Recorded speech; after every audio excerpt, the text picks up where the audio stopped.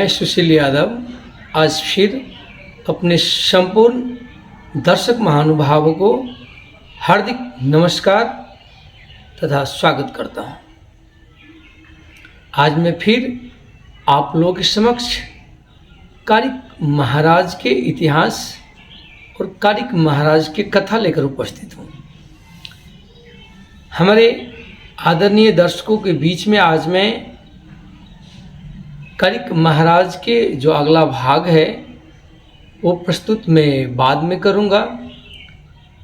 बहुत सारे हमारे कमेंट बॉक्स में हमारे आदरणीय दर्शक लोग सब बहुत सारे सवाल जवाब किए हुए हैं। आज कुछ सवालों का जवाब मैं देना चाहता हूं। हमारे बहुत सारे दर्शक वर्ग का कहना है कि कारिक महाराज के माता पिता का नाम क्या है, कारिक महाराज के नाना नानी कौन है, ऐसे बहुत सारे सवाल सब हैं। तो इसी विषय पर आज मैं वीडियो बनाऊंगा। आप लोग ध्यानपूर्वक सुनिए, इसमें आपको बहुत सारे बात पता लगेगा। वैसे तो हमारे कारिक महाराज को भगवान का अंश अवतार माना गया है, क्योंकि साक्षात भगवान के ही अंश अवतार हैं। जब से इस धरती का, इस ब्रह्मांड का निर्माण हुआ है, ब्रह्म परमेश्वर बहुत सारे रूप में अपनी लीला करते हुए आए हैं। हर युग में, हर एक काल में, हर एक खंड में भगवान अनेक रूप में इस पृथ्वी पर प्रकट हुए हैं और बहुत सारे लीलाएं किए हैं। ऐसे तो आपको हर एक चतुर्युगी में ऐसा होता आया है। भगवान कभी राम के अवतार में आए तो कभी कृष्ण जी के अवतार में आए, ऐसे बहुत सारे अवतार लिए। भगवान का वैसे 10 अवतार माना गया है। तो सब अवतार में भगवान इस पृथ्वी पर जो अपना लीला कर गए हैं और उसी लीला को हम लोग आज तक याद करते हैं।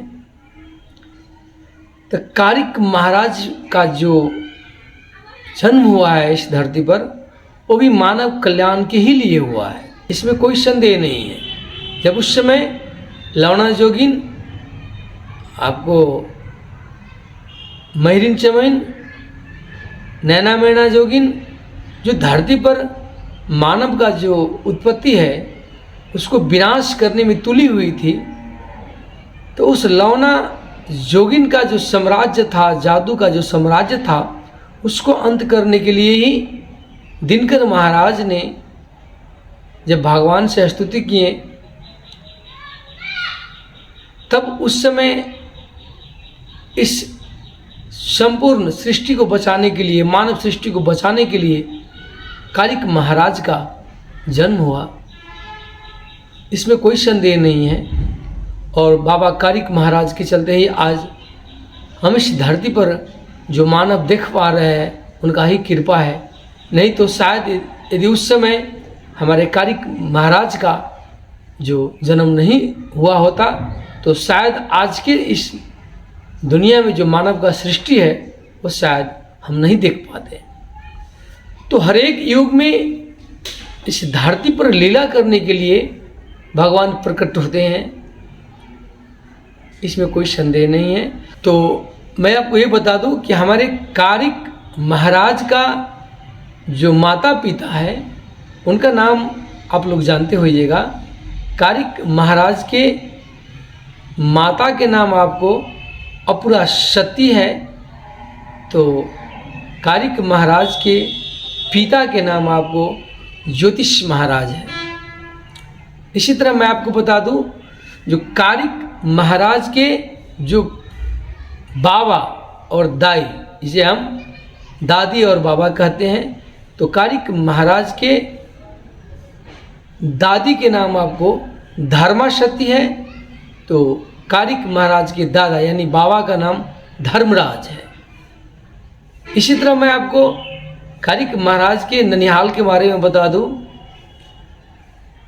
तो आपको कारिक महाराज का जो ननिहाल है, उस समय जो उज्जैन राज्य था, उज्जैन राज्य के राजा राज राजेंद्र जो कारिक महाराज के नाना लगते हैं, और उज्जैन का जो महारानी जिनका नाम सुमित्रा था, तो सुमित्रा कारिक महाराज के नानी लगते हैं।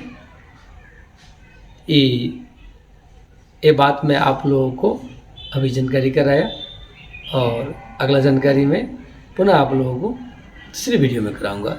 तब तक के लिए नमस्कार, धन्यवाद।